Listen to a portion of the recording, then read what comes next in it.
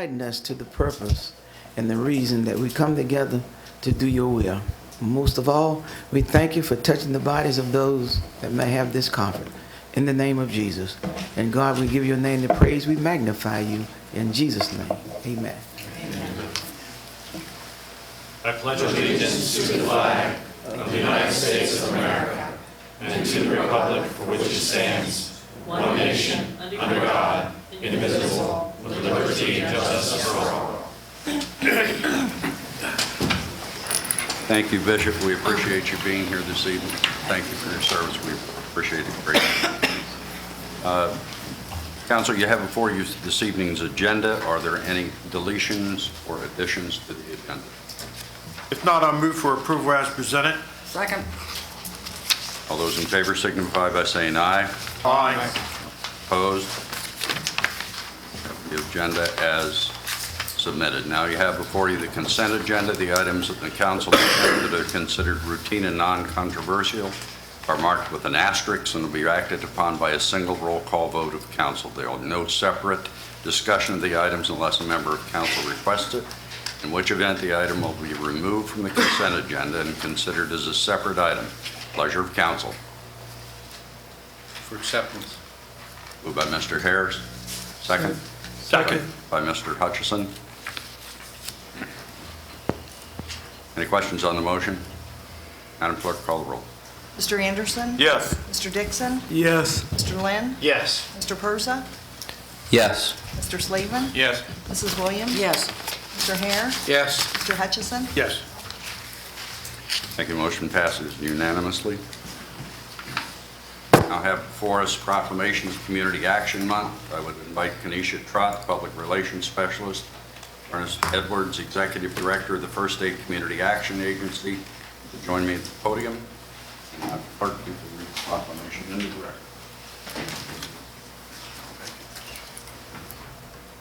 Whereas community action agencies were created when the Economic Opportunity Act of 1964 was signed into law, and currently there are approximately 1,000 such agencies serving the underprivileged in the United States.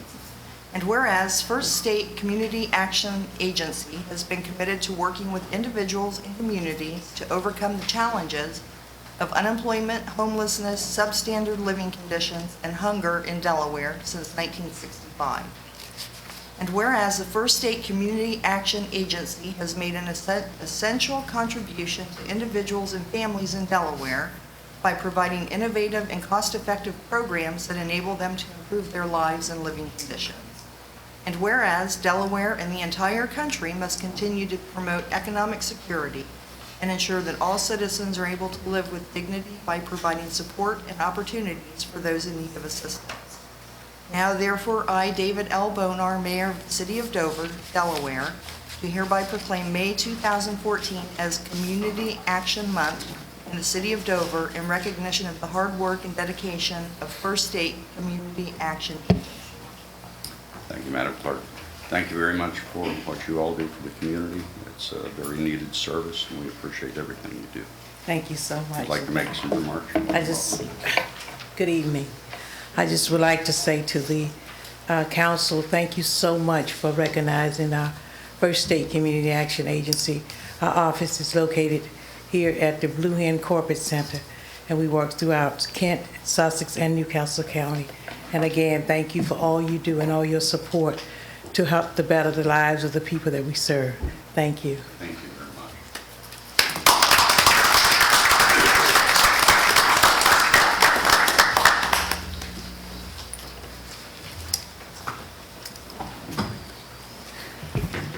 Next item on the agenda this evening will be a proclamation declaring Public Works Week. We would like to invite Sharon Duca to the podium.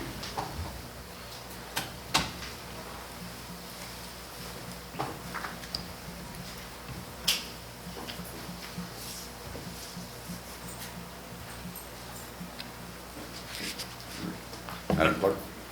Whereas public works services are an integral part of our community and citizens' everyday lives, and the support of an understanding and informed citizenry is vital to the efficient operation of public works systems and programs such as facilities management, fleet maintenance, grounds and parks maintenance, solid waste collection and recycling, street and stormwater management, water production, and water and wastewater operations and maintenance. And whereas the health, safety, and comfort of this community greatly depends on these facilities and services, and the quality and effectiveness of these facilities and services, as well as their engineering, construction, and inspection, are vitally dependent upon the efforts and efficiency of the qualified and dedicated personnel of the Department of Public Works. And whereas the American Public Works Association 2014 National Public Works Week theme, Building for Today, Planning for Tomorrow, represents the classic idea of stewardship embodied by the profession of public works and the professionals that practice it. Focusing on the communities, building points out the day-to-day aspect of public works that is quality of life, while planning references sustainable practices that ensure the quality of life for future generations. Now therefore, I, David L. Bonar, Mayor of the City of Dover, Delaware, do hereby proclaim May 18th through 24th, 2014 as Public Works Week in the City of Dover, and urge all citizens and organizations to learn more about the details involved in providing public services and to recognize the contributions that our dedicated public works employees make every day to our health, safety, comfort, and quality of life. Thank you, Madam Clerk. Sharon, this is a particularly nice proclamation for me to be able to give you and the others from the city that work in public works. Aside from the police department, there's no effort on behalf of the citizens of Dover than we have that's more important than public works. I can tell you that every asset that we have in every facet of our life in the city of Dover depends on your department. We thank you very much. Thank you. And I hope you'll indulge me as I prepared some comments so that City Council wouldn't suffer from a case of the Dukas, as my staff calls it when I start talking too much. So I would like to thank Mayor Bonar and City Council for taking the time to recognize the Department of Public Works, as many communities are doing across the country for National Public Works Week. It is an honor for me to work with so many dedicated and qualified individuals who tirelessly aim to provide key services related to our city's public health and safety. These services are such an ingrained part of our everyday lives, it's easy for us to forget the amount of work necessary to keep things going. It is easy to not only see when things go wrong. As nothing is perfect, I fully expect that things will go wrong from time to time. Not even the fair city of Dover is exempt from Murphy's Law. Because of this, I feel it is much more important to celebrate how many times things go right. With a budgeted staff of 87, the Department of Public Works provides sanitation services for approximately 11,000 accounts to help keep our properties clean. Maintenance of over 140 miles of streets and storm drains to provide a means of travel and help control drainage issues. Maintenance of 215 acres of public grounds, design of 47 flower beds, and maintenance of thousands of street trees in efforts to beautify our city and encourage a clean and safe environment. Operation and maintenance of 22 well sites, including a large water plant and 15 micro plants, production of an average 1.5 billion gallons, which I guess we'll expect it to double soon, potable water a year, and maintenance of over 190 miles of water main to provide our customers with water to drink, cook, clean our clothes, meet hygienic needs, and so on. Maintenance of over 180 miles of sanitary sewer main, and operation and maintenance of 40 wastewater pumping stations to ensure that the water we recently used does not linger long at the source. Operation and maintenance of 18 principal facilities, which allow all city services to be provided. Maintenance of a fleet of 188 facilities, and heavy equipment to allow mobile city services to be provided. Administration of nearly $10 million, operating budget to keep our existing assets and services working with a growing GIS system to inventory it all.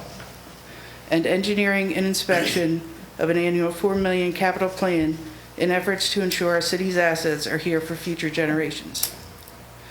This list is in no way exhaustive, but I think you can see why we feel we are doing our jobs well when our customers and residents are able to go about their day while barely thinking of these services. In other words, allowing them to take their services for granted. For this job well done, I would like to thank the men and women of the Department of Public Works for their efforts, their dedication, and for the most important asset of all they have brought to the city, themselves. Sharon. Thank you.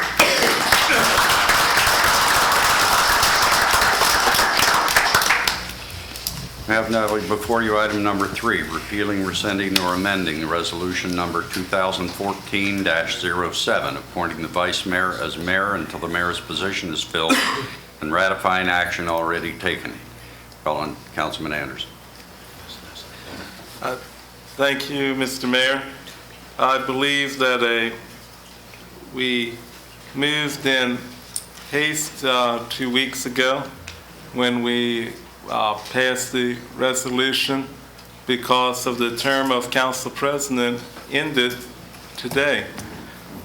In order to have a full choice on the advice of city council, it appears a proper move is to move for the repeal of the resolution, and then we can replace it later in the meeting. Therefore, I move that the resolution number 2014-07 be repealed, notwithstanding all actions that were taken under that resolution be ratified, the actions that were already taken in pursuant to it. Thank you, Mr. Anderson. We have a motion on the floor. Is there a second? Second. Second by Mrs. Williams.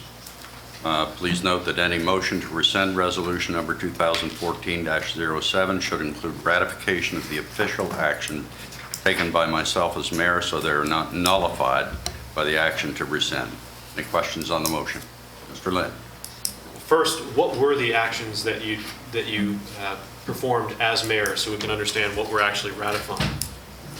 The actions that I performed as mayor were signing proclamations and financial statements as presented to me by city staff during the period of time that I was moved into the mayor's position, and signing proclamations and tributes that were given to me as such. Also attending some FEMA meetings to determine some funding for emergency management resources, and attending various civic functions. And do we have a list, or has a list been generated to circulate to council that tells us all of the actions that you performed as mayor, since we are voting to ratify them? I don't recall having been asked to submit one. Mr. Koenig, did you have your hand up?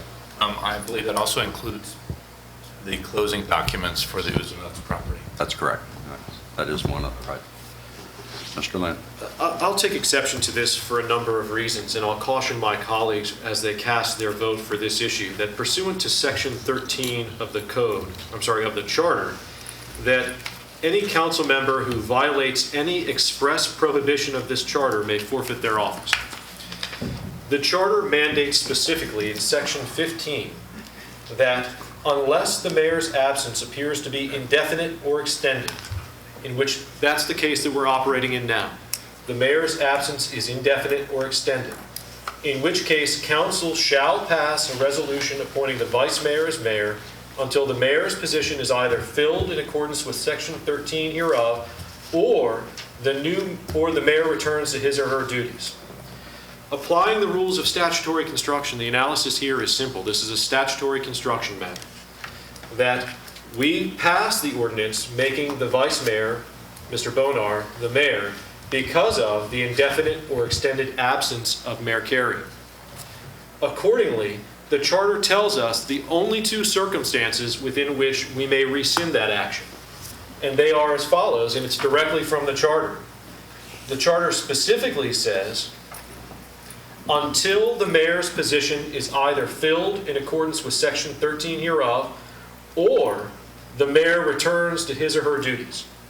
Neither of those condition precedences have been met. Accordingly, this vote would be in direct contravention of the city charter. I'd further note that in addition to being in direct contravention to the city charter, that this is expressly prohibited by Robert's Rules of Evidence. Robert's Rules of Evidence view rescissions of motions or resolutions as an abhorrence. The best example that I can use is this.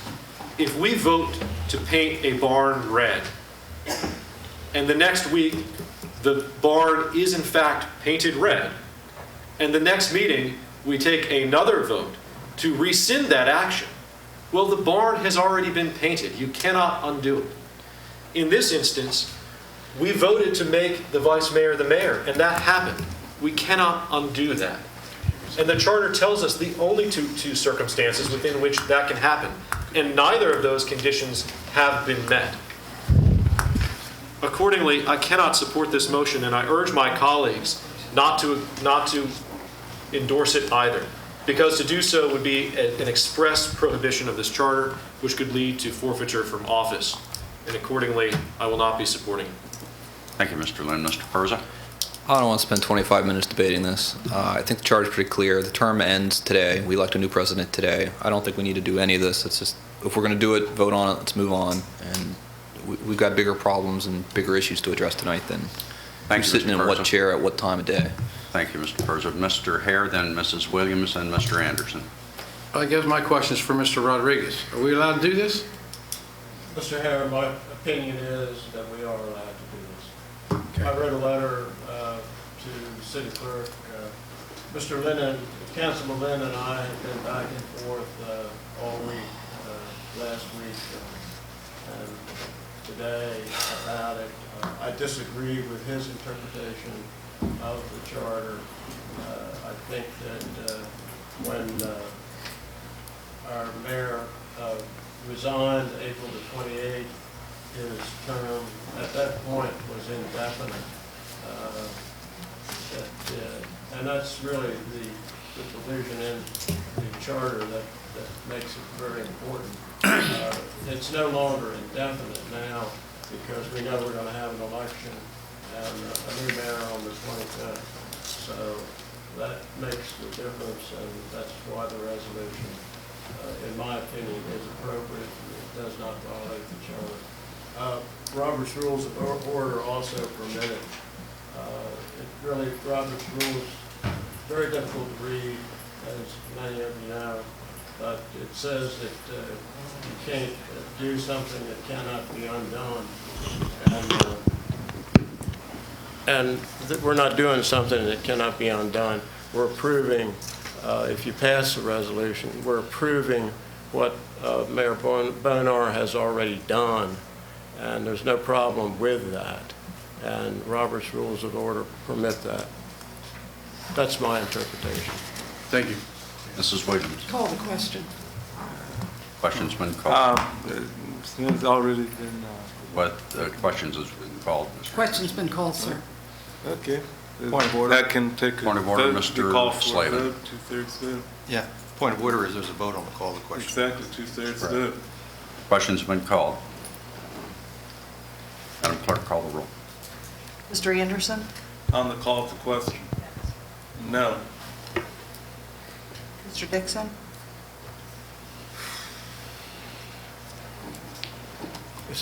What are we talking about here? You voting on this, or are we voting on this?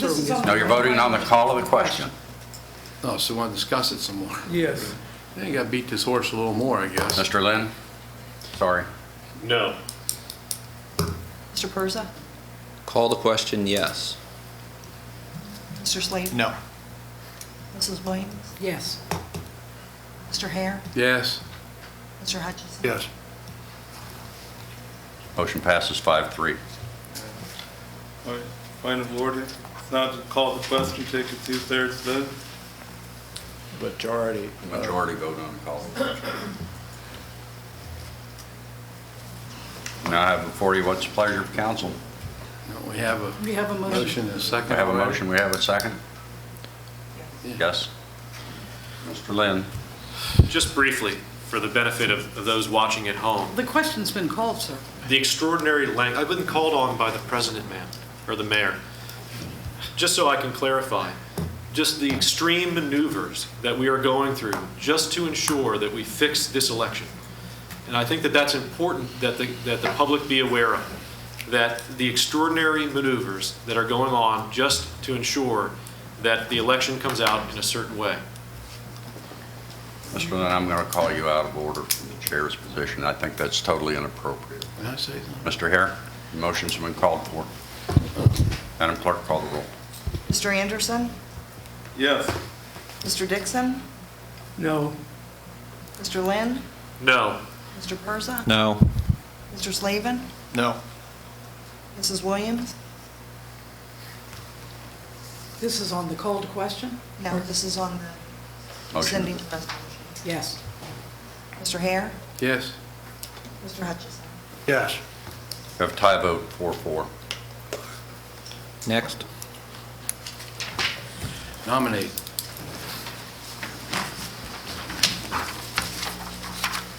Somebody fill out a nominating. Now I have before you the election of council president and vice mayor. And I would entertain a motion to determine the method of making the nominations and voting, either from the floor or by ballot. What's the pleasure of council? Ballot. The American way. Mr. Persa suggests ballot. Second. Mr. Harris seconded it. These are nominations, right? Yep. Nomination.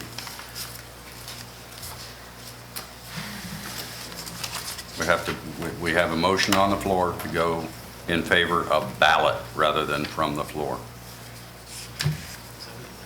All those in favor signify by saying aye. Aye. Aye. Opposed? Ayes have it, going by ballot.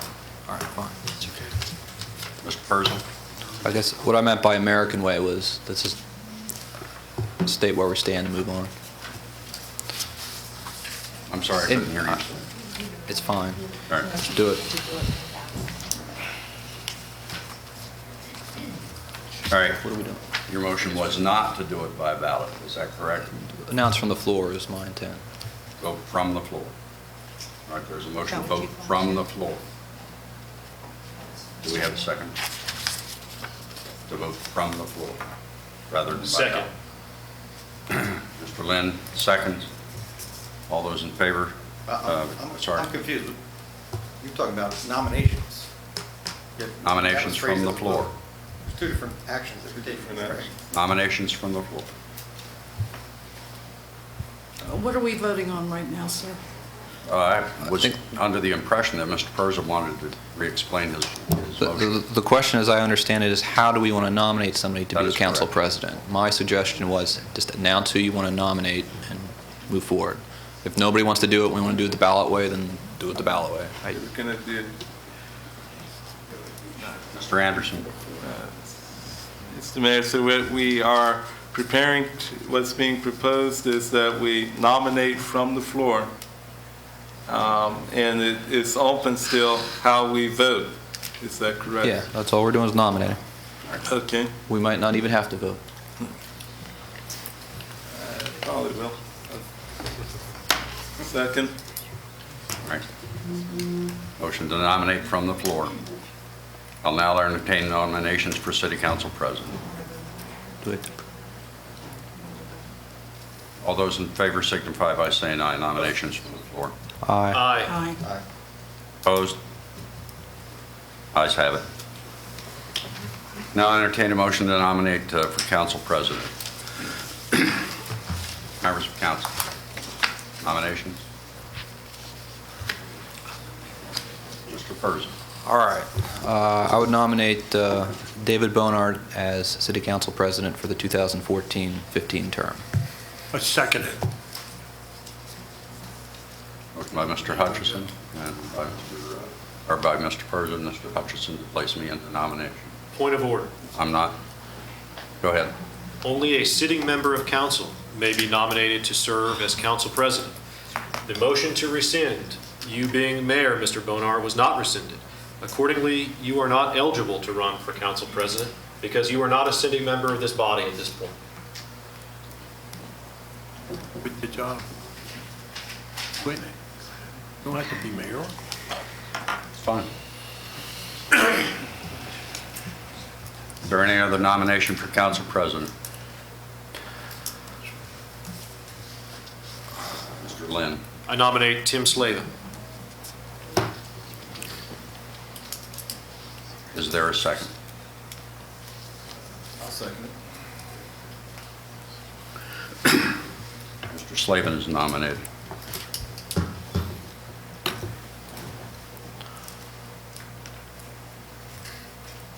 Any other nominations from the floor?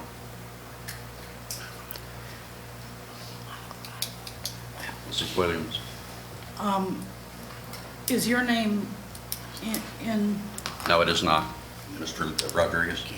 The motion to rescind only got 4-4 voted, did not pass, so all right, in that case, then I would nominate Mr. William Hare.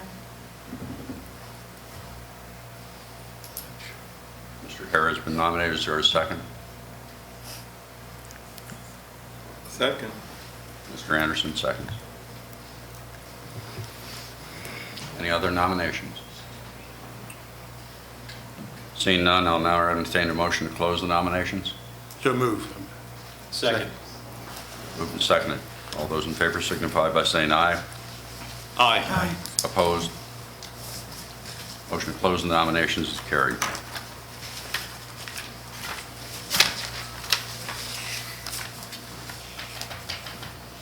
All right.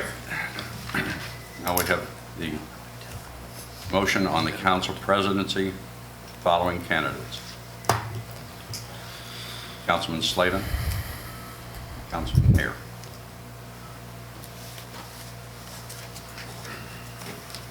All those in favor of Councilman Slavin? raise your hand. I'm going to vote by ballot. This, You want to do it by ballot? That's fine. All yeah, those, it's- we'll now do it by That's ballot. traditionally how it is. I'll ask you to vote in favor and give the ballots to the city clerk, who will turn them over to the city solicitor. is there, The two nominees are Tim Slavin and William Hare. Mr. Mayor, I Yes. move a 3-minute recess during the process. Do we second that? Moved and then second for 3-minute recess. We're in recess for 3 minutes.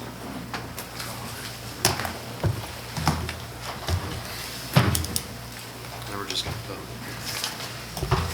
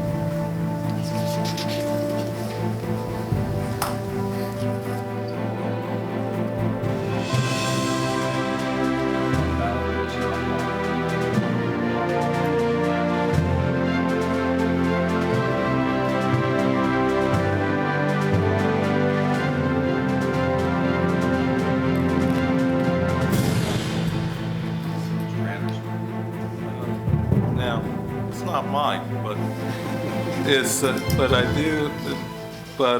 I recall, the charter provides someone has the right to abstain, Mr. Mayor. And if they turn the ballot in blank, that is the same as an abstention.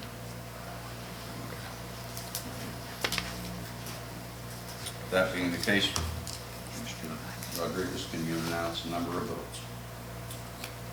Yes, I can. The votes are 4 for Mr. Hare, Councilman Hare, 2 for Councilman Slavin. That's more than two. Then there's one more. Two blank ones. Correct. Those votes invalid. Pleasure, council. Anyone not turning? Two missing. Mr. Persa.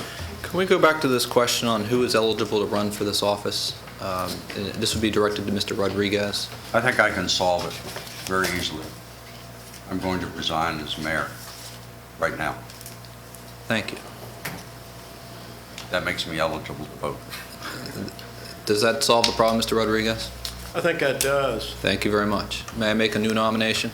Yes, you may, Mr. All right. Persa. I would renominate David Bonar to serve as City Council President for the I'll second it. 2014 and 15 term. Wait a minute. Mr. Lynn's Any other got the book nominations? open. Mr. Lynn's got the book open. Wait a minute. Has it been seconded? Any other nominations from the floor? And nominate Mr. Tim Slavin. Nomination of Tim Slavin. Is there a second? Nomination fails for lack of second. I'm sorry, I'll second that. I'll permit it. Tim Slavin is nominated. Okay, Mr. Lynn. Can we have a legal opinion on whether simply resigning solves the issue for Mr. Rodriguez? Well, I think he does. He's no longer mayor, and he would return to his position as a member of council. Thank you. Any other nominations from the floor? I move that the nominations be closed. Second. Second, Mr. Hare. Second. Second. Nominations are closed. We will vote again, this time by ballot. Ask the city clerk to distribute the ballots. Mr. President, Mrs. Question. Williams. I have a question. I mean, I don't want to sit here all night with abstention ballots. Can we do this can we do it by voice vote so everybody knows what we're doing? Mr. Slavin. I don't know what to call you. Try Dave Marks. Mr. Bonar, I hereby withdraw my nomination. Thank you very much for. Thank you, Mr. Slavin. Mr. Lynn. I'm just curious, if you're not the mayor, then how are you continuing to preside over the meeting? I would be happy to preside over the meeting. Would you like Mrs. Williams That to would come make up? you feel better, Mr. Lynn. I'm just curious, it's the annual meeting, and what the charter says is that in the absence of the mayor, the vice mayor becomes mayor, and the mayor presides over the annual meeting. This is unprecedented. We're dealing with an unprecedented situation, Mr. Lynn, and someone who is trained in the law such as you should recognize that. And continuing to engage in the technicalities that you're trying to engage in serves no purpose other than disrupt the meeting of council. And Mr. Slavin. Thank you. I do think in defense, I think it does serve a purpose. I think the farther we drift away from our charter, I agree. the more trouble we get ourselves into. And I agree, these are extraordinary circumstances. But as I've said to Mr. Rodriguez previously, our charter was designed to govern us in all circumstances. And we don't set it aside, and we don't figure out circuitous routes through it in order to meet the exigency of a particular situation.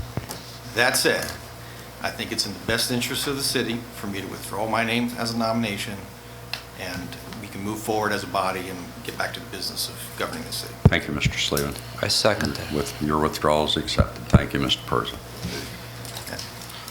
Would like to make a motion this be a voice vote, just roll call. Roll call. Quick question. Mr. Rodriguez, are we okay? I think we're okay, Councilman Hare. All right, I don't want, The only thing I want to be able to go to second grade. I don't want to be Stuck in first. Stuck in first grade playing games. So if we're okay, okay. If we're not, okay. There is, Councilman Hare, the only thing that I would bring up is Councilman Lynn brought up that he has now resigned as mayor, and it should be the deputy who would take over at this point. So then that means now he's back again as mayor? No. No. Mrs. Williams, you're the senior member of council. In term. This is starting to feel Just take the like, chair from here, can't you? So now who's the mayor? There is no. we don't, there We is don't no have mayor. Don't have a mayor. we don't have Mayor a mayor. resigned, so does somebody have to be? 25 I'm acting. 25 minutes. I want There's to no avoid. mayor All right, as long as, until all we right. pass the resolution. I had a motion on the floor, which I withdraw since I can't make a motion as chair. I would entertain a motion to get this underway from anyone. What's the motion? The motion I had made that was not seconded before this transfer took place was to have a voice roll call vote. Which, I don't move that, because which is the, Madam Chairman, a voice vote or a roll call vote? It's a roll call. You can't have both. Yes, it is. Okay, roll call. Roll call requires Then- your voice. Okay. I'm I sorry. don't buy that, but okay. When I said voice vote, I meant roll call. I mean, everybody well, understands. Voice vote would just be a voice vote. So roll call vote, second. You would prefer, let's just have this, the motion I was would roll raise the point call. of order on that because this is a resolution of order. It's always done either by roll call or by secret ballot, never a voice vote. Okay. Mine then stands. So the motion, current motion on the floor is for the roll call vote. Okay? Madam Clerk. Oh, no, I don't have a second. Second. Bill here to second. Good. Call the question. Mr. Anderson? You have to vote on call to question? Mr. Dixon? Roll call. Mr. Dixon? Not voting. You're abstaining? Mr. Lynn? No. Mr. Persa? Yes. Mr. Slavin? No. Mrs. Williams? Oh. Mr. Bonar? Yes. Mr. Hare? Yes. Mr. Hutchison? Yes. Mrs. Williams? Yes, motion carries. What is it, 16? There's one abstention. Mr. Dixon? 6-2 with one abstention. Motion carries. Okay. We are now going to vote for the council president. That's what we just did, isn't it? That was the roll call. No, you voted for the roll call. That was just practice. You voted for the roll call. Now you're going to vote for council president by roll call. Madam Clerk. Mr. Anderson? Yes. Mr. Dixon? Yes. Mr. Lynn? Abstain. Mr. Persa? Yes. Mr. Slavin? Yes. Mr. Bonar? Yes. Mr. Hare? Swingly. Mr. Hutchison? Yes. Mrs. Williams? Yes. 8 to 1 abstention. Mr. Bonar is now the new council president. Since we don't have a mayor, Mr. Bonar, I believe this is your seat. Thanks. Musical chairs. Do we get overtime for this? No.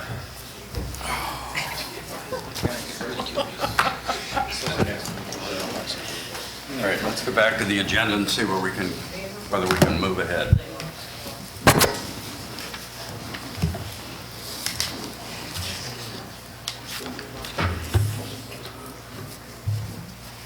Item number 5 is now up on the agenda.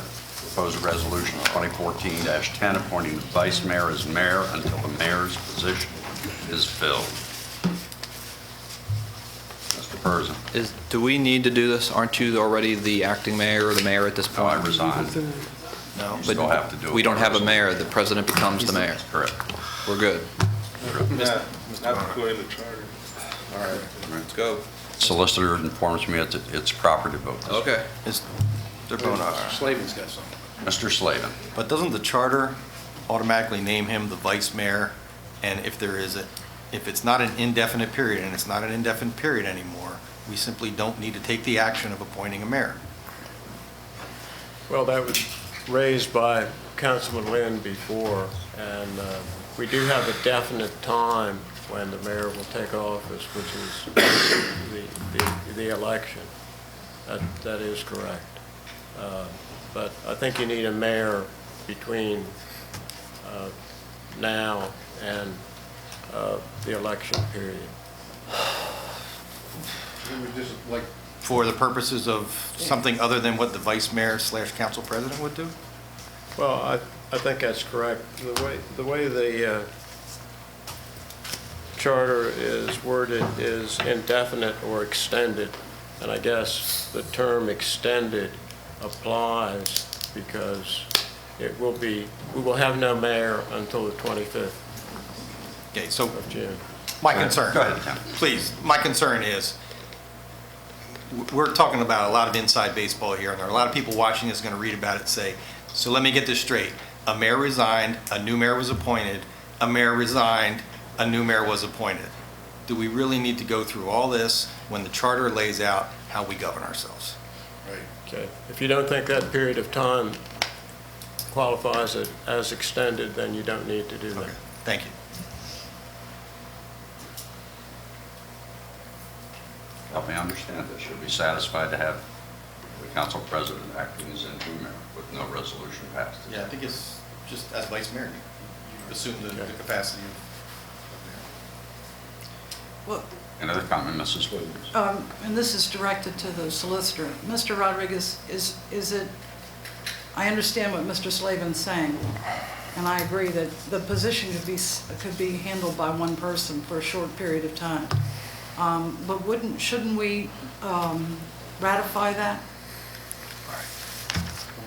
I don't think, I think we're in conformity with the charter on what Councilman Slavin has brought up. So it would be ratified by the charter?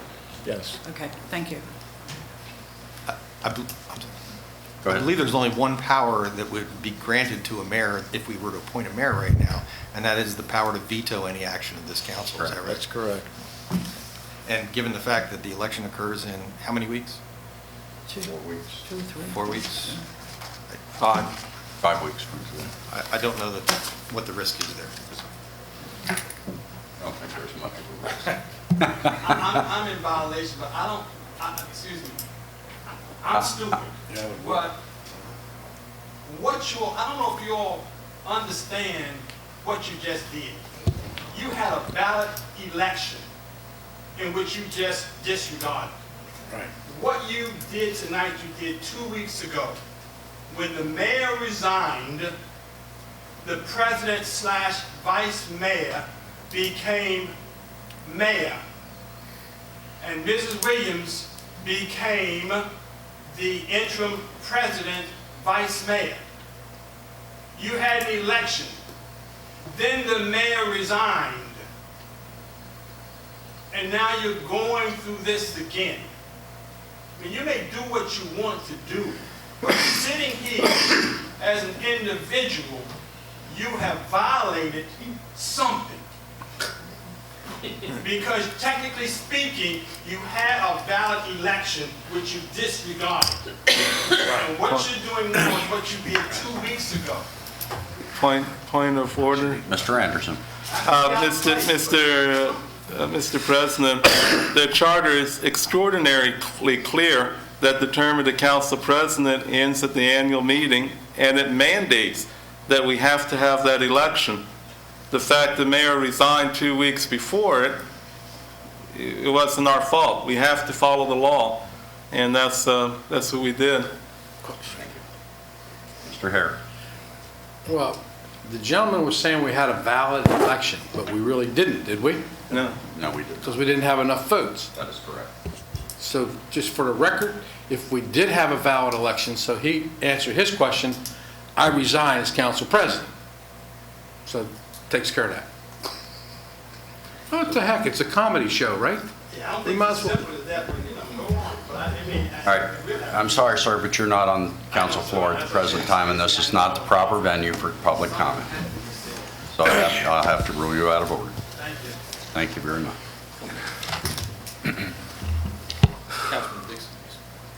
Mr. Dixon. I'm appalled at all this. You have been put back as the president, right? That's correct. It does say that you become the mayor, Acting mayor. acting mayor, until such time. So why should we have to vote on you being the mayor? We've decided that you did not. I think we've decided that Mr. Rodriguez has hurdle is opined that we over do with. not have to do this. You do not have to do that. Okay, thank you. All right, that being said, we'll move along to item number 6. Public hearing, final reading of proposed ordinance amending Appendix B zoning Article 3 district regulations. First reading of the proposed ordinance was accomplished during the council meeting March 24, 2014. Copies are available at the entrance to council chambers.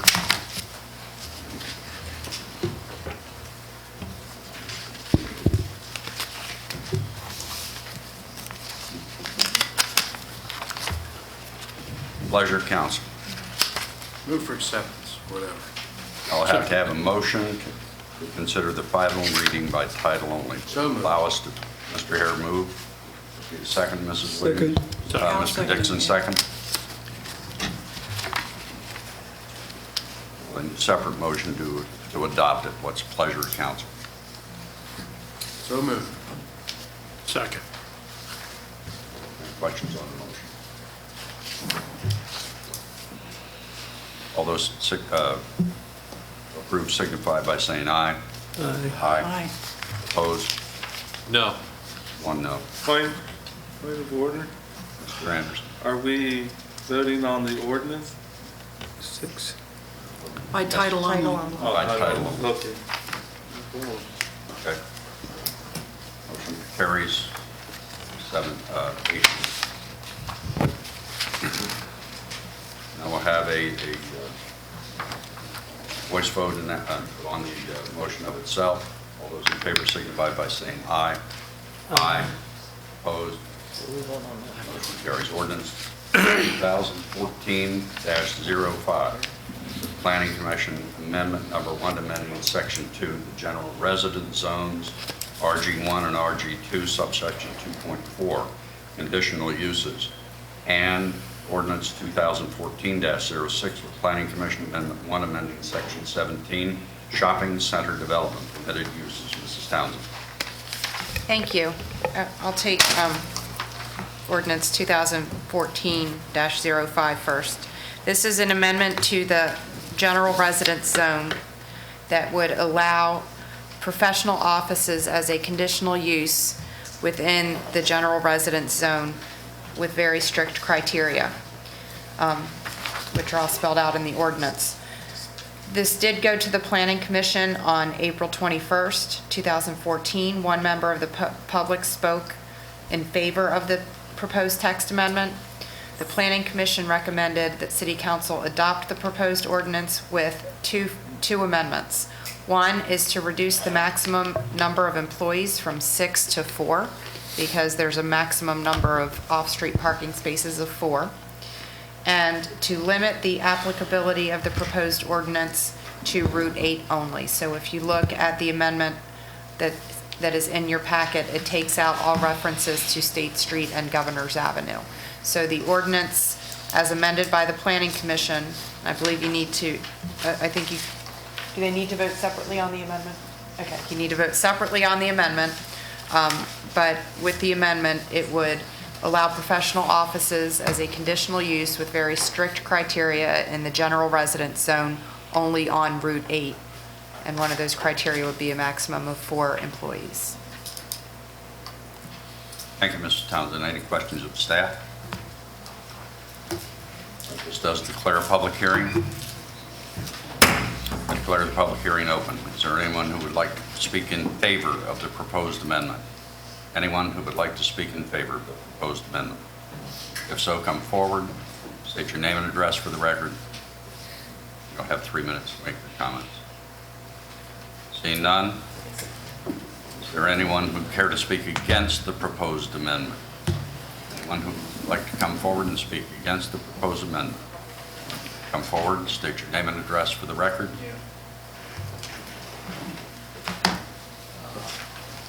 My name is Joseph Dorso. I live at 305 North State Street. I don't really have I'm not speaking against this. I have a clarification here because what I'm reading, it says offices may be permitted on State Street and Governor's Ave between Water Street I'm sorry, and sir. Mary. Could you pull the microphone down? Yeah, it says, is this for Route 8 or is this as stated in 6D? It's highlighted in yellow, State Street and Governor's Avenue between Water Street and Mary Street and on Route 8 in its entirety. Which is it? Is it just Route 8? Which makes the rest of it moot. With the proposed amendment that came out of the Planning Commission, it would be applicable only to Route 8. So the rest of it can be stricken?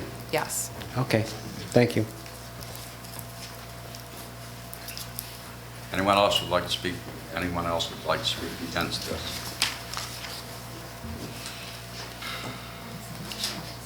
Seeing none, I declare the public hearing closed. What's your pleasure, council, regarding the Planning Commission Amendment Number 1? Yvonne, go ahead and come on down. Stand up. Arthritis is getting It's okay, not a problem. I just have one comment. Yvonne Hall, 228 North State Street. As far as the parking, I just don't think the parking is enough with 4 parking spots. I mean, we're looking at a property on Division and State now that I'm sure there's going to be more than 6 employees. There's going to be additional people there that are clients. I don't see where 4 parking spots in a property is going to be enough. And I think the people on the streets are going to suffer if we don't provide some parking. That would be my only comment. Thank you, ma'am. Anyone else like to make a comment? If so, come forward, state your name and address for the record. All right, we'll declare the public comment session, public hearing closed on amendment number 1. Question, pleasure of council.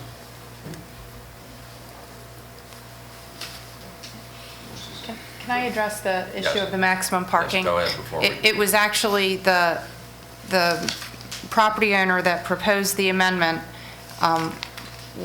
met with his neighbors on a number of occasions, and it was from those neighbors that they wanted a maximum of 4. Again, this is a maximum of 4 off-street parking spaces. They were worried about lots being covered with parking. This is not the same zoning as the property on the corner of State and Division Street, so that's a totally different circumstance. This would be a very small office operation, no more than 4 employees, which is why it would be no more than 4 parking spaces as well. Thank you, Mrs. Townsend. It's a pleasure of council. Recommend we follow staff recommendation. Second. Moved by Mr. Hutchison, second by Mrs. Williams on amendment number 1. Any questions on the motion? Mr. Anderson. President, I oppose amendment number 1, which limits it, amendment number 1 is what limits it to just Route 8, is that correct? Yes. I oppose that because I believe that it's in general that we need to encourage offices, small businesses, and jobs. These are micro businesses we're talking about with only 4 employees. They're not going to be disruptive, and I believe that limiting that to Route 8 is the wrong move. The original ordinance was the best way to go. Thank you, Mr. Anderson. Any other comments? Madam Clerk, call the roll. Mr. Anderson? No. Mr. Dixon? No. Mr. Lynn? No. Mr. Persa? No. Mr. Slavin? Yes. Mrs. Williams? Yes. Mr. Hare? No. Mr. Hutchison? Yes. Mr. Bonar? Yes, motion carries 5-4. Motion failed. Pleasure, now we have before us, sorry. The motion failed. The amendment failed. It's 4-4. 4-4, I'm sorry. 4-5. That's right. Thank you.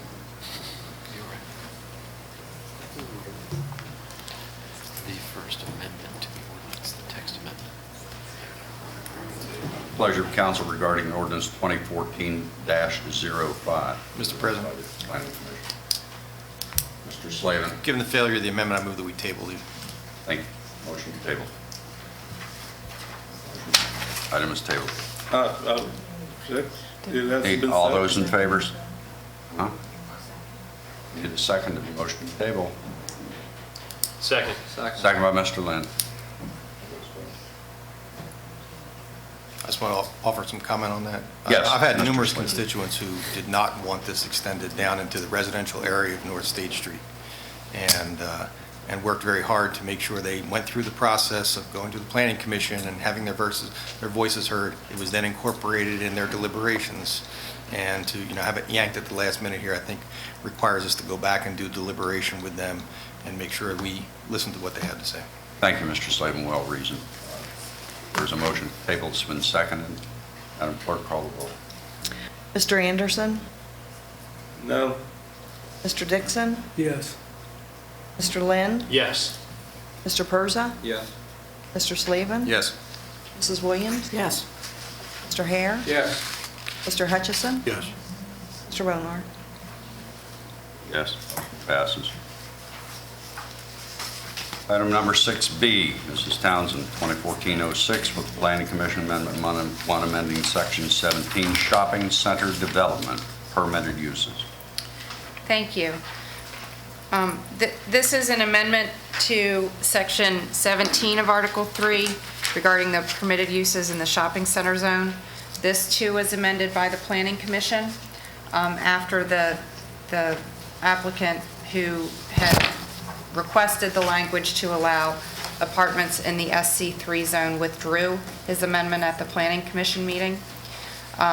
It still would allow light motor vehicle service with clear restrictions within the SC2, which is the community shopping center zone.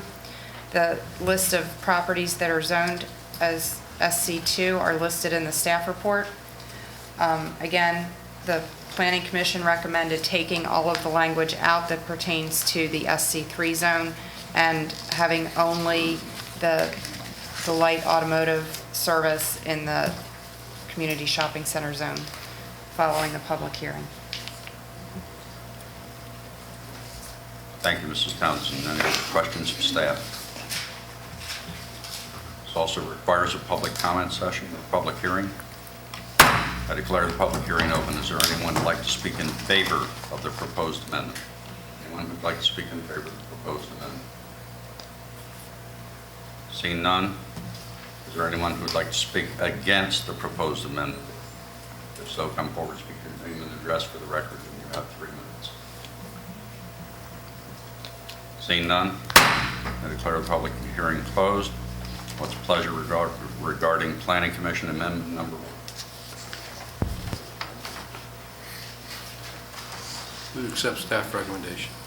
Second. Moved by Mr. Hare, seconded by Mr. Hutchison to accept the staff recommendations. Any questions on the motion? Madam Clerk, call the roll. Mr. Persa? Mr. Persa, I'm sorry. Are we voting on the amendment or the original Voting on the recommendation? amendment, then we have to have a second motion on the ordinance.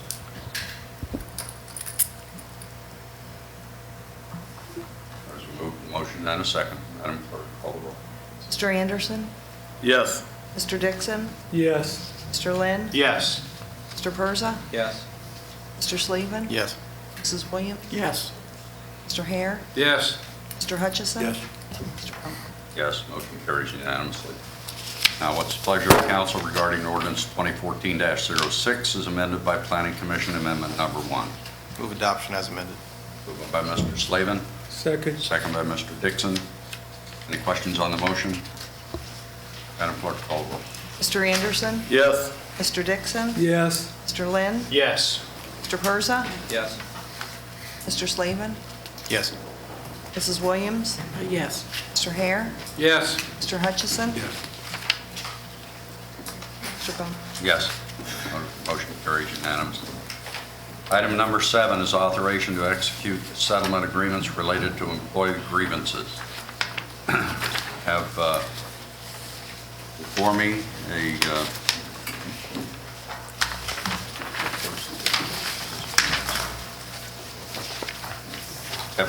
a grievance, and I believe the statement is going to be released immediately following this meeting. During the first week of March, Chief James Hosfeld, who was serving as the city's chief of police, announced his retirement. Under the city charter, the mayor is responsible for selecting the new chief of police when the position becomes vacant. In light of Chief Hosfeld's retirement and the charter provision addressing the selection of the chief of police, former Mayor Carlton Carey began to consider candidates to serve as the city's next chief of police. On March 25th, former Mayor Carey announced that he had selected then Deputy Chief Paul Burnett to serve as the next chief of police, and he further announced that the appointment would become effective April 4th. The newly appointed Chief of Police Burnett, who has the authority under department policy to select the Deputy Chief of Police, announced that Lieutenant Marvin Malley would serve as the new Deputy Chief of Police. During the period of time between April 4th, when Chief Burnett's selection became effective, and April 8th, 5 employee grievances were filed by high-ranking officers of the police department. The officers who filed the grievances included 2 captains, Captain Robert Scott and Captain Tim Stump, and 3 lieutenants, Lieutenant Dan McEwen, Lieutenant Jason Pyers, and Lieutenant J. Eric Richardson. In his grievance, Captain Scott alleged that the way in which the selection of the deputy chief occurred was in contravention of the customs, policies, and practices of the Dover Police, City of Dover, and the City of Dover Police Department. The selection also was in direct violation of the City of Dover's Equal Employment Opportunity and Affirmative Action Policy, as well as the federal and Delaware state laws prohibiting race discrimination in employment decisions, including promotions. Captain Scott further alleged that although he expressed an interest in being promoted, he was not selected due to his race, Caucasian, and that the candidate selected for deputy chief was chosen because of his race, African American. In each of their individual grievances, Captain Stump and Lieutenants McEwen, Pyers, and Richardson alleged, I feel that the Mayor Carey being involved and/or insisting that Marvin Malley be promoted to major is unprecedented and completely contrary to the past promotional patterns established by the Dover Police Department.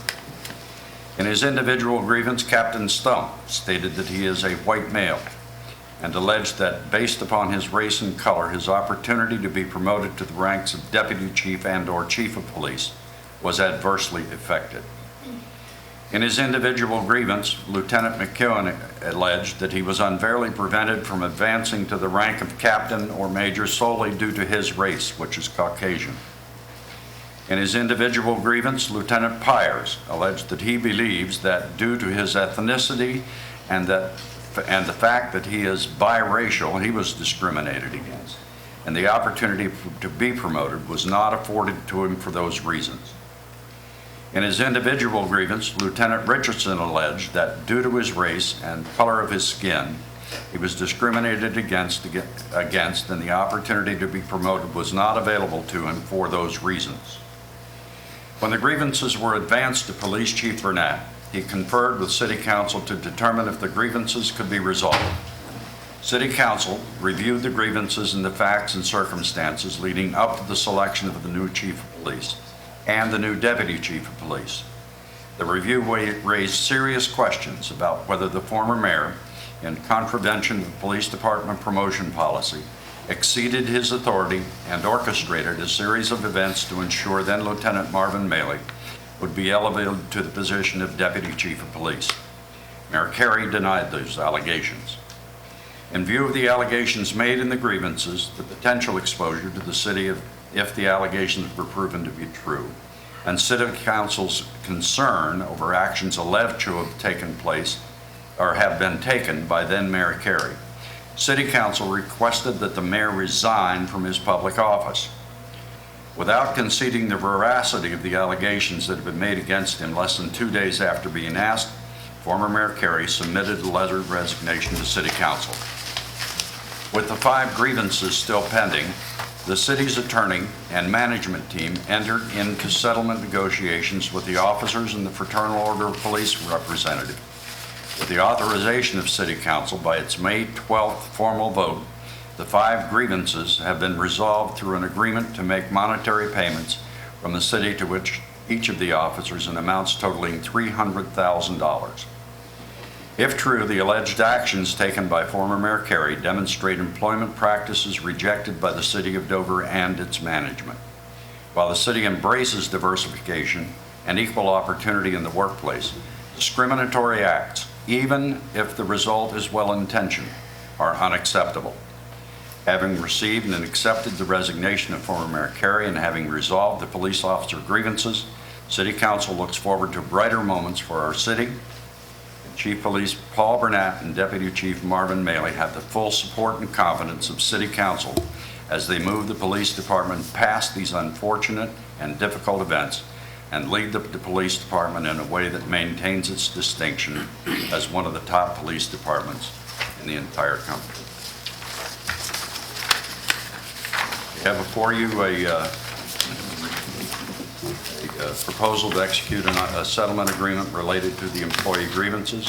It's the pleasure of council. I make a motion that we accept that agreement. Motion by Mrs. Williams. Is there a second? I'll second. Second by Mr. Dixon. Any questions on the motion? Are we allowed to offer comment at this time?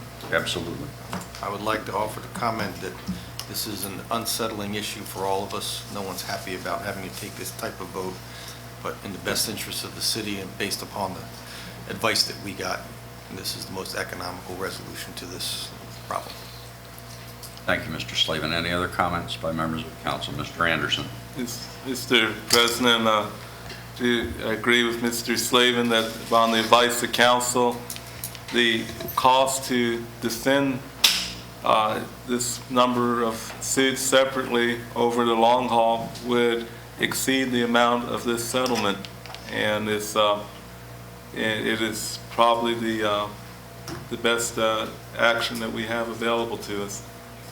Thank you, Mr. Anderson. Any other further comments? I'll just clarify, I don't think it's the best option. I think it's the least worst option we have. I will amend my statement to say that. Thank you, Mr. Slavin. Seeing no further questions or comments, Madam Clerk, call the roll. Mr. Anderson? Yes. Mr. Dixon? Yes. Mr. Lynn? Yes. Mr. Persa? No. Mr. Slavin? Yes. Mrs. Williams? Yes. Mr. Hare? Yes. Mr. Hutchison? Yes. Mr. Bono? Yes, motion passes 8-1. We need a motion approving you to sign the agreement. Also, Mr. Rodriguez has informed me that we need a motion to approve me as acting mayor to sign the agreement. So moved. Mrs. Williams. Second. Mr. Hutchison. Mrs. Williams moved. Mr. Hutchison second. Any questions on the motion? Madam Clerk, call the roll. Mr. Anderson? Yes. Mr. Dixon? Yes. Mr. Lynn? No. Mr. Persa? Yes. Mr. Slavin? Yes. Mrs. Williams? Yes. Mr. Hare? Yes. Mr. Hutchison? Yes. Mr. Bono? Yes, motion passes 8-1. All right. Next item on the agenda is the State of the City message. I tried to make this as short as possible, and with your indulgence, I'll read it from the podium, or read it from the dais rather than go down to the podium. To all of my colleagues on council, Mr. Koenig, employees of the City of Dover, and members of the community and the media. I'd like to take a moment to reflect on where we were this past year and the vision that I hope most of us share as we move forward through the rest of 2014 and into 2015. It's my pleasure to speak to you, having served as your mayor and now again as your council president and acting mayor. We've seen some changes, and I continue to owe a debt of gratitude to personally my wife for being understanding and supportive, as this has been a trying couple of weeks for our family just as much as each of you as members of council, and particularly Council President Beverly Williams, who filled in for a few days. Bev, thank you. Thank you. I want to recognize city employees in particular who put forth a valiant effort every day to try to keep the costs down to a minimum these past couple of years. For example, to cover the cost of trash and recycling pickups due to increased landfill expenses. We've economized our operations through identifications of efficiencies and streamlining processes. We're going green for customers, requesting them to sign up for e-billing for their utilities, something that should have been done long ago, and their taxes. A customer can now receive an email notification and have the option to view and pay their bill directly online. We've changed it so our customers using credit, debit, or e-checks are not paying a fee, making it affordable and easy for everyone to take advantage of this process. We're also fortunate to see continued growth in our community, as many places are not nearly as prosperous. We have some challenges. We had a new Dover High School that's being finished and opening in the fall. We have the growth at the Garrison Oak Technical Park with Calpine, and most recently and about to be formally dedicated Ooza Nuts. That's a U-floor system that's going to be breaking ground later this month. Philip Utz, the president of Ooza Nuts Manufacturing North America, has stated on more than one occasion that his company, and I'm quoting here, could have built their manufacturing plant anywhere on the East Coast, but chose Dover, Delaware, because of the hard work and commitment of city staff to make it happen in the business-friendly environment created by the partnership between the city of Dover, the state of Delaware, and Kent County. This is exactly the type of partner building that makes for a successful economic development office and for successful growth in all of our community. Last month, the DDP hired a full-time executive director, which allowed the economic development manager to focus on citywide initiatives. It proved timely. We attracted 2 manufacturing facilities. We also sent out to bid and awarded the infrastructure improvements at the Garrison Oak Technical Park. The city's been able to work with Kent County in developing future food innovation districts in Dover. And although it's still in the planning process, it has great potential for future job growth. Our primary focus is going to remain in attracting new business while aiding existing businesses in being successful. The Planning and Inspections Department has continued to respond to the challenge of the economic recession while also responding to the signs of strong economic growth. In 2013, Grotto's, Dick's Sporting Goods, Royal Farms, Redner's, and the Green Turtle all opened after either new construction or extensive renovations here in the city. Additionally, the planning and construction of the new Dover High School has been a continuing priority. This council and this city has provided leadership to ensure sidewalks and the safe crossing of Route 8 are in place when the school opens this next August.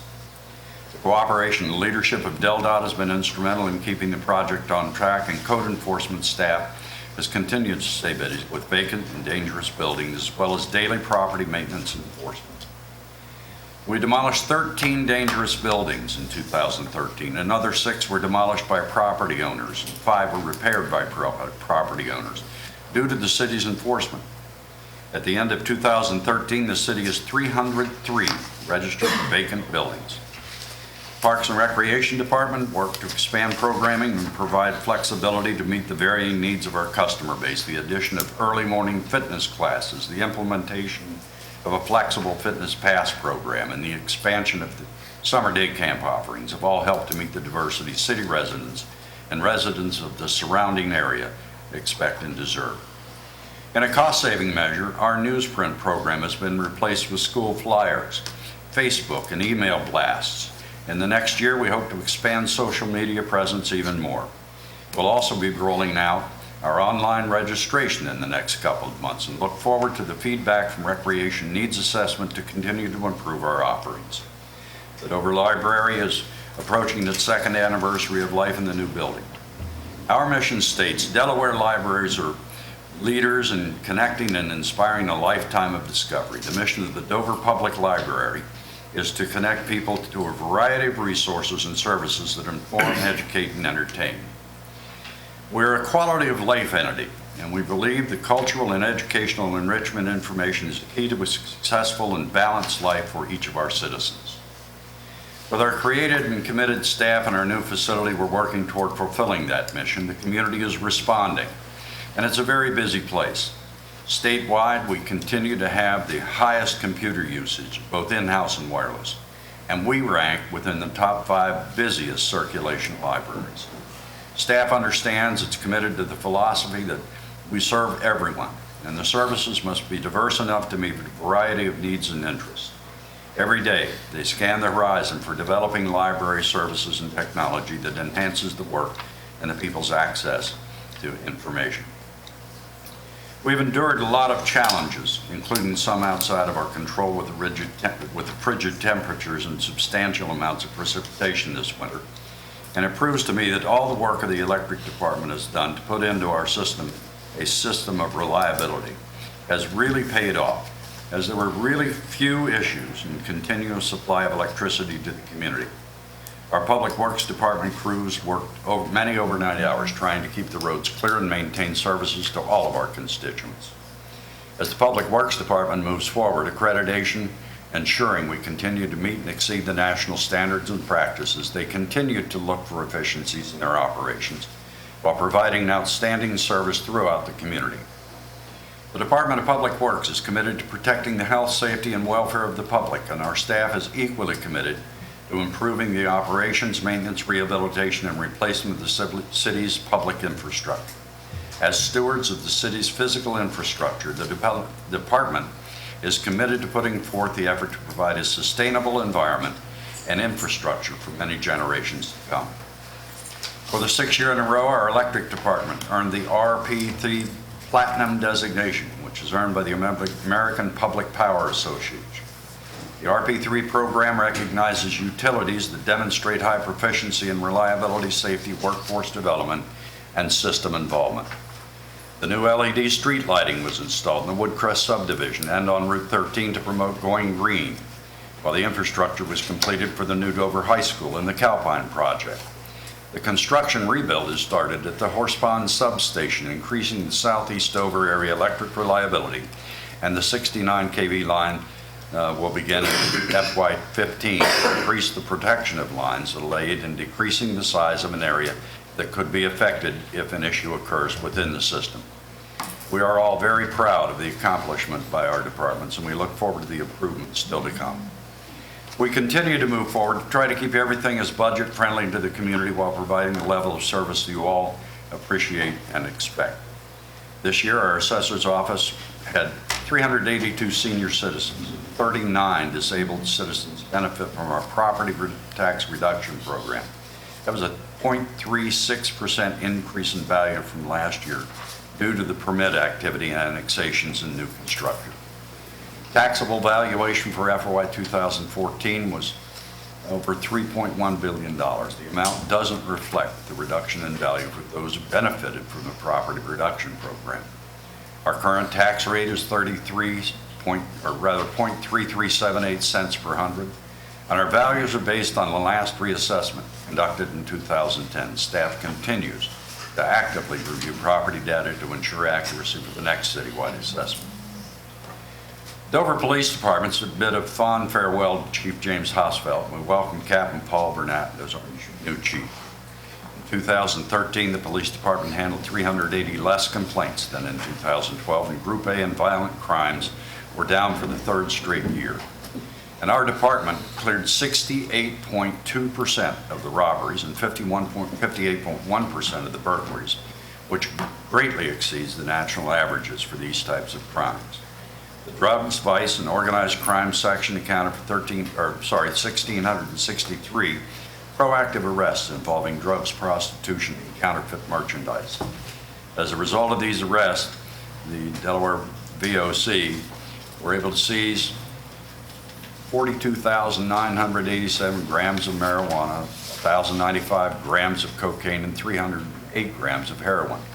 They also seized 1,398 prescription pills, more than $128,000 in cash.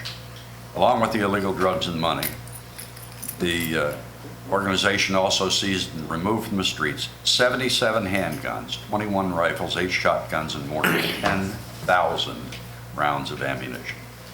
Traffic arrests increased by 13% as compared to 2012. Traffic crashes increased slightly by 3%. And the use of social media has proven to be a valuable tool for Dover Police Department. It aided in the arrest and conviction of several criminals, and feedback resulting from the community has been outstanding. While striving to maintain quality services, city departments have come up with a lot of innovative ways to find efficiencies assisting in workloads of other departments and maintain a positive, helpful attitude as they take great pride in serving every resident of the city. It's my hope we continue to move forward in a positive direction and we embrace and accept the challenges, and moreover, that we work together as a team. One saying I try to use in every conversation I have and every email that I send is, don't tell me the reasons it won't work. Tell me the one reason that it will. That's what this city council and the employees have all embraced. You've accepted the challenge, you're trying to find solutions, you're trying to streamline the process, trying to reduce expenses where possible. Now it comes to the point where, working with the city manager and the finance director, we're going to have conversations that will continue as we look at any additional areas which we can reduce expenditures in order to save without cutting services that we all expect and truly rely upon. My hope continues each person who resides in the city feels they do have a voice, feels they have support, and a clear understanding of what we do and why. That may not have been terribly evident tonight, but we got through this, and after tonight is over with, we'll move on some more. We need to work together in solving the problems and issues that arise, building unity, and forming a very, very strong front. I'll also leave you again with my final thought. Don't tell me the reasons it won't work. Tell me the one reason that it will. And we will make that part of the record for the cities, for this evening's city council.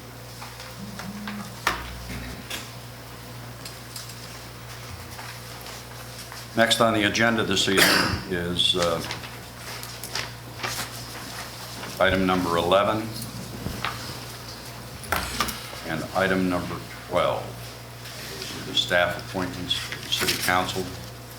Item number 11, Councilman Hutchison asked that this come off the...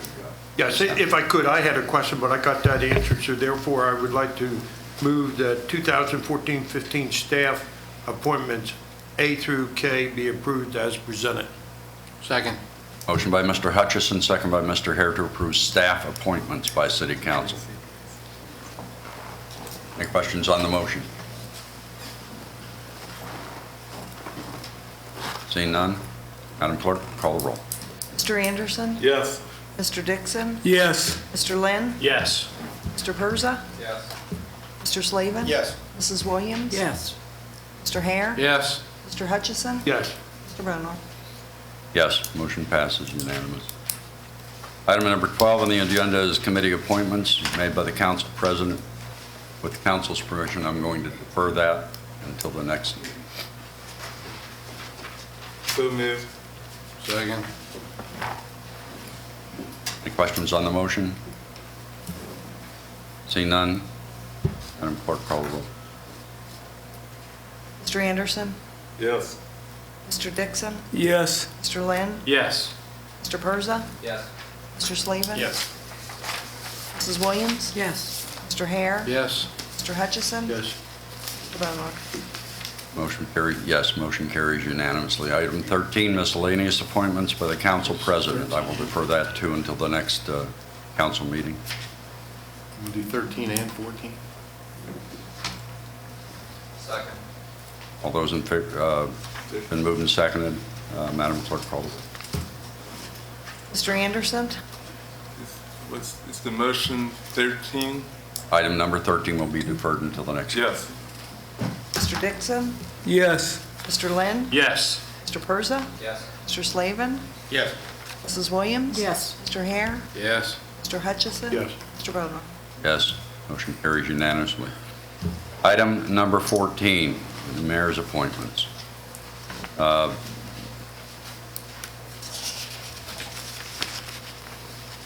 don't envision any changes on those appointments. For item number 14, what's the pleasure of council? Backed on them tonight. Mr. Anderson. Mr. President, I would move deferral of item 6. Item what? C, sorry. Item D? C, Charlie. Oh, C, Charlie? Oh, thank you, Mr. Anderson, I appreciate that. Item number C will be deferred. Till after the 25th. All right. And we would like to, why don't we just do this? I'll just defer until the next meeting on this one as well. So All right, thank you, Second. Tim. Thank you, Mrs. Williams. So we don't need any elections board appointments before then? We don't need any questions on the motion? Madam Clerk, call the roll. Mr. Anderson? Yes. Mr. Dixon? Yes. Mr. Lynn? Yes. Mr. Persa? Yes. Mr. Slavin? Yes. Mrs. Williams? Yes. Mr. Hare? Yes. Mr. Hutchison? Yes. Mr. Bonar? Yes, motion passes unanimously. Item 16, evaluation of bids for the Van Zandt Capacity Improvement Equipment Supply Procurement. Mr. Koenig. I would defer to Mr. Charest from our power plant to enter into the record the background for the action form.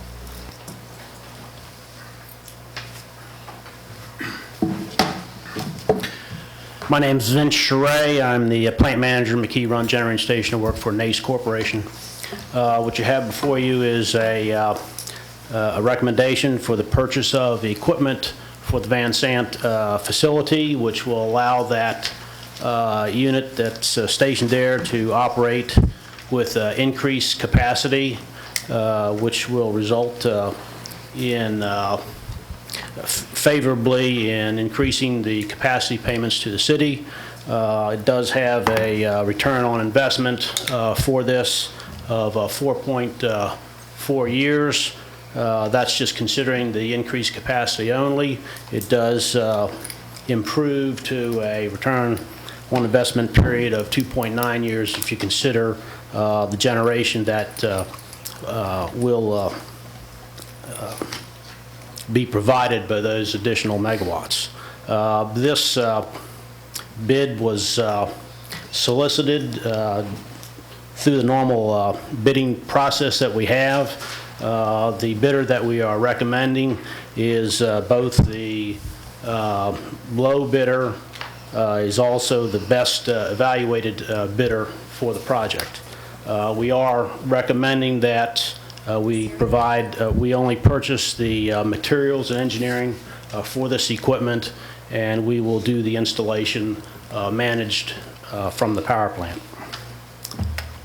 Does anyone have any questions? Thank you very much. Okay. No, Mrs. Williams. I'd like to make a motion to approve the evaluation bids for the Van Zandt capacity improvement. Second by Mr. Dixon. Any questions on the motion? Madam Clerk, call the roll. Mr. Anderson? Yes. Mr. Dixon? Yes. Mr. Lynn? Yes. Mr. Persa? Yes. Mr. Slavin? Yes. Mrs. Williams? Yes. Mr. Hare? Yes. Mr. Hutchison? Yes. Mr. Bonar? Yes, motion passes unanimously. Item number 17 on the agenda tonight is the evaluation of proposals for Wellhead Redevelopment Program contract. Mr. Koenig.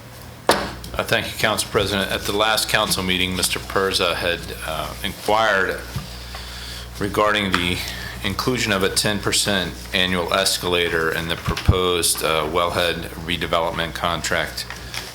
After the last meeting, staff went back to the sole bidder, A.C. Schultes of Delaware, and A.C. Schultes of Delaware has agreed to reduce the annual escalator to 3.5% for each year of the contract.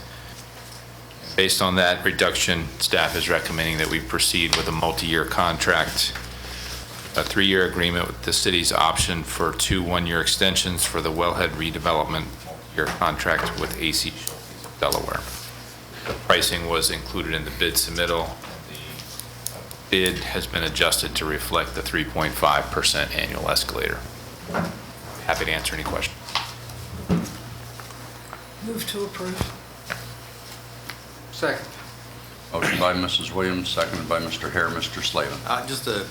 First of all, I think Councilman Persia was being channeled through me on this issue a couple of weeks ago on the 10% escalator, and I think we both raised the issue simultaneously.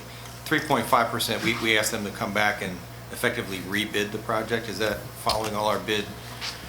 We only got one bid on the project, so in this case... You can negotiate as part of it? Yeah, we can negotiate it. Thank you. Any other questions or comments? Seeing none, Madam Clerk, call the roll. Mr. Anderson? Yes. Mr. Dixon? Yes. Mr. Lynn? Yes. Mr. Persa? Yes. Mr. Slavin? Yes. Mrs. Williams? Yes. Mr. Hare? Yes. Mr. Hutchison? Yes. Bono? Yes, motion passes unanimously. Now down to council members' announcements. Mr. Hutchison. Chief Barnett, I just want to make a comment to you. I was reading an article regarding where Master Corporal Keith Hester is being recognized as an outstanding resource officer for the Capital School District, and 25 years as a policeman with the Dover Police. I'm very proud to say I hired him. He's an outstanding man, and I'm proud of him. Thank you. Thank you, sir. Any other comments or questions from any other member of council?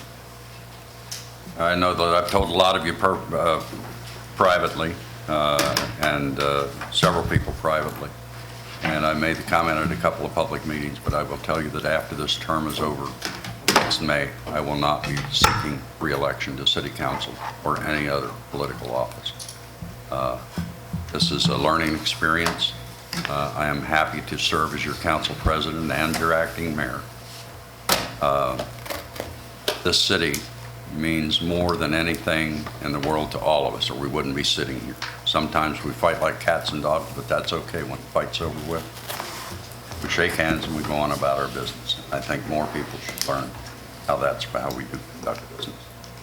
And I must say to each of you, it's an honor to serve with you. This has been a really, really tough couple of weeks for those of us on council, particularly as it relates to the police department and the people that are employed there, and our former mayor. And I'm going to say this on a personal level. Some of you members of council might not like to hear me say this. Carlton Carey served the public for more than 50 years. He was in a public position for more than 50 years in this city. He made a mistake. We all make mistakes. And he deserves our respect as a former mayor, as a member of our community. It does not mean we have to condone what happened. It does not mean we have to try to hide what happened. I'm proud of all of you tonight and allowing this settlement to be read into the record, and I look forward to working with you in the next year. That being said, if there are no more comments, I'll adjourn.